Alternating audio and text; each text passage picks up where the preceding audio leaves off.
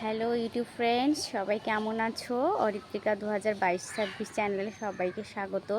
তো আজকে আবার চলে আসলাম ছোট্ট একটা ব্লগ নিয়ে। আজকে করব যে কিভাবে ছোট বাচ্চা মানে 1.5 থেকে 2 বছর বাচ্চাদের কিভাবে আপেল খাওয়াবে সেই নিয়েই একটা ছোট্ট ভিডিও আজকে করব। তো চলো দেখে নেওয়া যাক।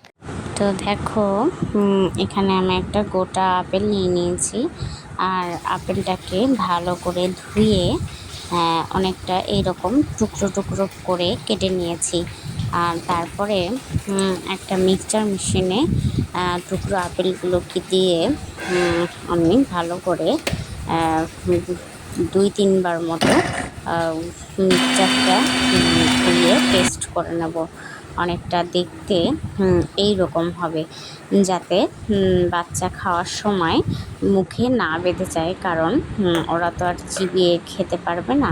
তো সেই জন্যে অনেকটা এইরকমভাবে পেস্ট করে বাচ্চাকে খাইয়ে দিন।